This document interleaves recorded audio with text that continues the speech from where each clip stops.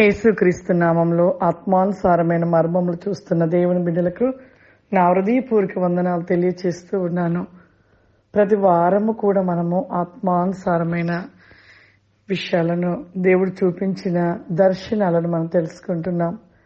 నాకే కాదు, ఎంతో మందికి కూడా దర్శనాలు వస్తూ ఉంటవి. మరి ఆ యొక్క దర్శనాలు బట్టి మనం ఎంతో సంతోషిస్తూ ఉంటాం. నాకైతే ప్రతిరోజు కూడా ఒక దర్శనం కోసం ఎదురు చూస్తాను. ఈ లోకంలో ఉన్న వాటి కోసం ఎదురు చూడను, కానీ భూ సంబంధమైన వాటి గురించి, పరలోక విషయాలను తెలుసుకోవాలి.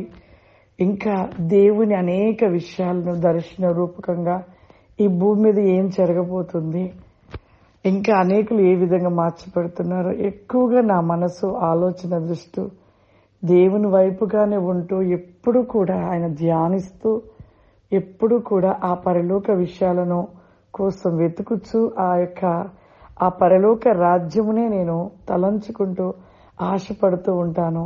ఇక ప్రతిరోజు కూడా ప్రార్థన చేసుకోబెట్టప్పుడు కనిపెడుతూ ఉంటాను, దర్శనాలను ప్రేర్ చేస్తూ.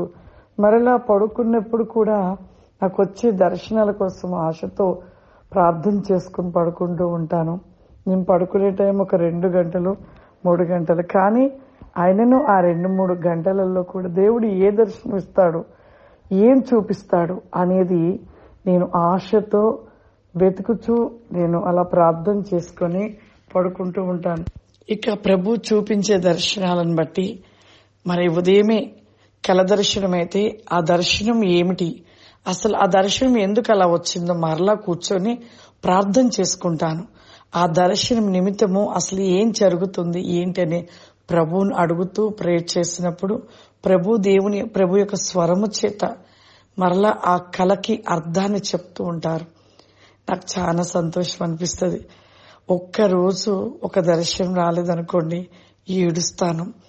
ఈ లోకంలో ఈ యొక్క శరీరానికి సంబంధించిన ఆహారమైనను ఏదైనాను వాటిని బట్టి ఎప్పుడూ బాధపడడం కానీ, దుఃఖపడడం కానీ, ఆశపడడం కానీ ఎప్పుడూ లేదు నాకు. కానీ నాకు ఒక్కరోజు దేవుని యొక్క దర్శనం కనపడకపోయినా ఆ రోజు నాకు ఎంతో ఆకలితో ఉన్నట్లుగా, ఏడుపుగా, దుఃఖముగా, బాధతో ఉంటాను.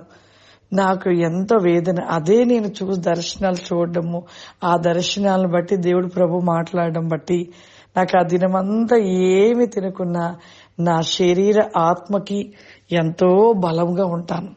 నిజమే ప్రియులారా, మన జీవితంలో ఈ యొక్క భూ సంబంధమైన వాటి కోసం మనం పరిగెడుతూ ఈ లోక శరీరపు ఆశలు కోరికలలో వీటిని చూస్తూ వీటిని వెతుకుతూ తిరుగుతున్నాము, కానీ వీటిలో ఏమీ ఉండదు.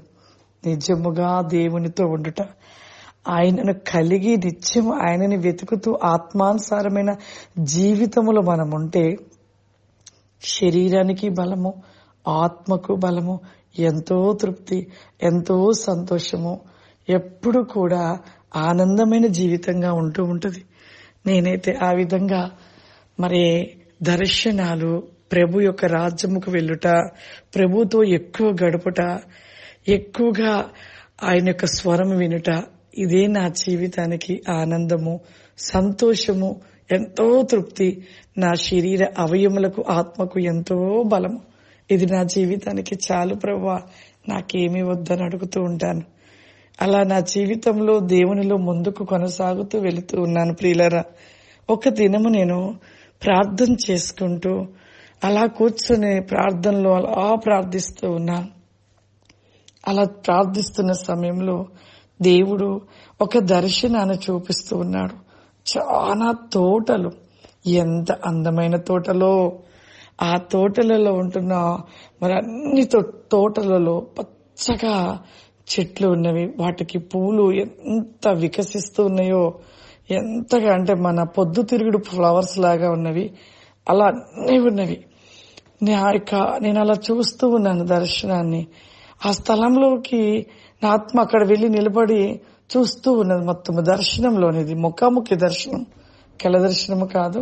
నేను అలా చూస్తూ ఉంటే నా ఆత్మ అక్కడ ఉన్నట్లు అక్కడికి వెళ్ళిపోయి అంతా చూస్తూ ఉంది. నేను అలా కనిపెడుతున్నాను. అక్కడ అన్ని చూస్తుంటే ఆ స్థలంలో ఆ ఒక పచ్చగా ఉన్నాయి.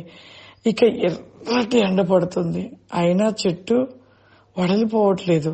కింద చూస్తే ఆ యొక్క నేల మరి మట్టిగానే ఉంది, కానీ మరి ఏ నీళ్లు లేనట్టుగానే ఉంది, ఎండిపోయిన నేలగా ఉంది.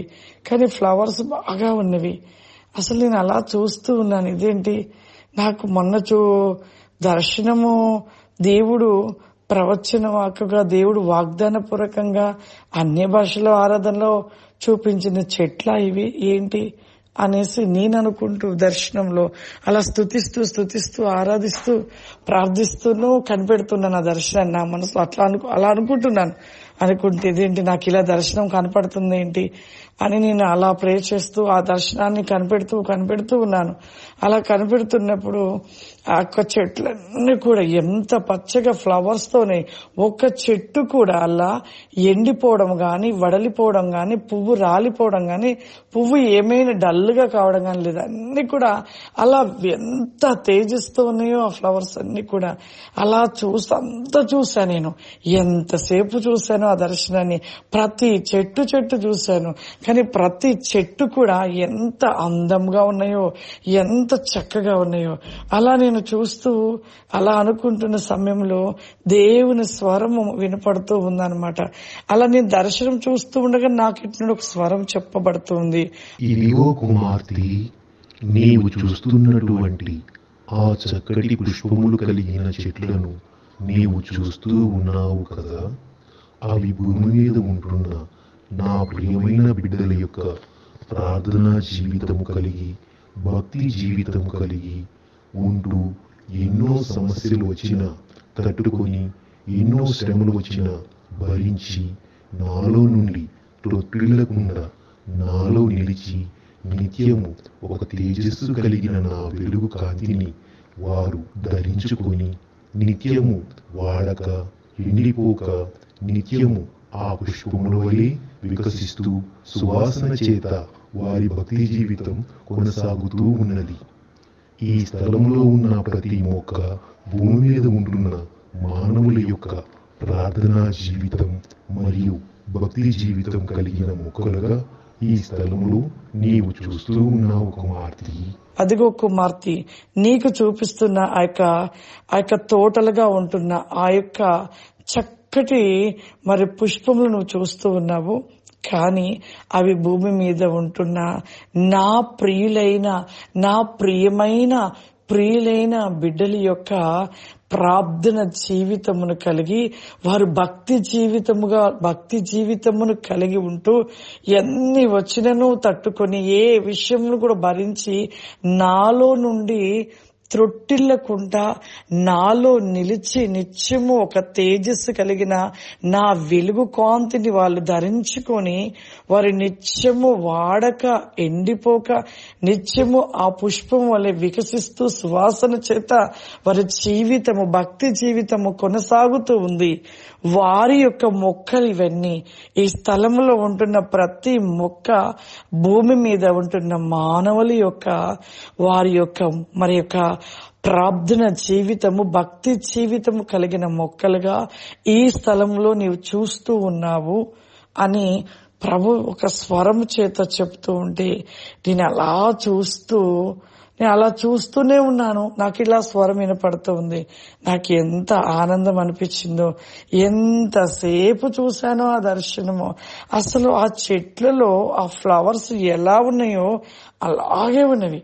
ఎర్రటెండ వర్షము పడుతుంది వాటి మీద, అయినా ఫ్లవర్స్ అలాగే ఉన్నవి. నేను అలా గాలి విపరీతంగా కొడుతున్నా కూడా ఆ ఫ్లవర్స్ చెట్లు వంగిపోవడం గాని రాలిపోవడం గాని ఏమీ కావట్లేదు.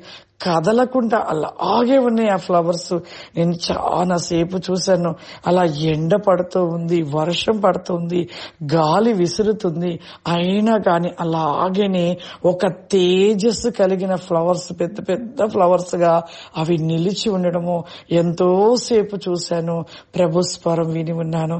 నాకు అప్పుడు కళ్ళు వెంటనే తెరిచి కాసేపు కూర్చొని ఆలోచించాను. ప్రతి దర్శనం చూసినప్పుడు కొద్దిసేపు నేను కూర్చొని నెమ్మదిగా ఆలోచించి మరలా ధ్యానిస్తాను. ప్రభుని అడుగుతూ ఉంటాను ప్రియులారా. నిజంగా ఆ దర్శనమును బట్టి సంతోషిస్తూ ఉన్నాను. నేను భూమి మీద ఎన్నో దర్శనాలను ప్రభు చూపించారు.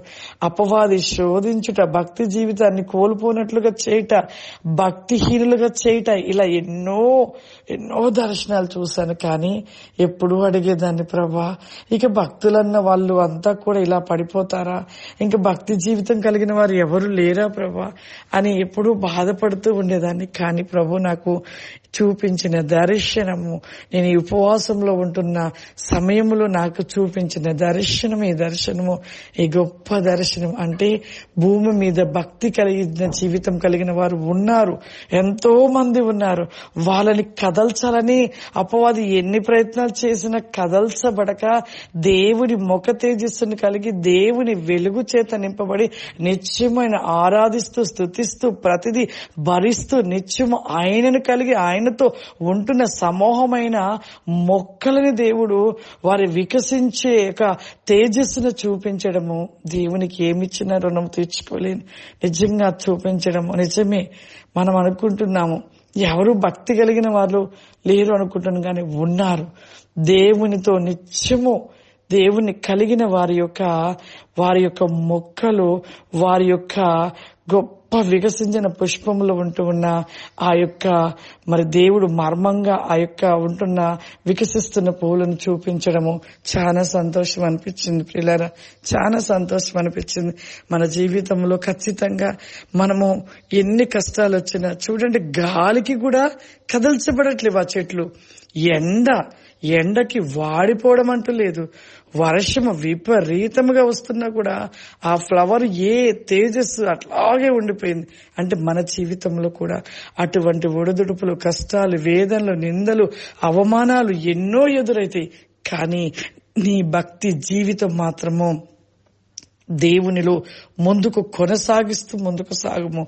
నీ భక్తి జీవితాన్ని ఎన్ని విధాలుగా తుంచాలని అపవాది చేసిన నువ్వు ఏ విధముగా నువ్వు పడిపోవు. ఎందుకు అంటే నీవు ఆ విధంగా స్థిరపడి దేవుని కోసము నువ్వు నిలిచి ఉన్నావు కాబట్టి నీకు ఎటువంటిది కూడా ఏ విధముగా నువ్వు పడిపోక దేవునిలో స్థిరమైన పరిపూర్ణతంగా నువ్వు నిలిచి ఉంటావు. God bless you. దేవుడు మిమ్మల్ని దీవించును గాక. ఆమేన్.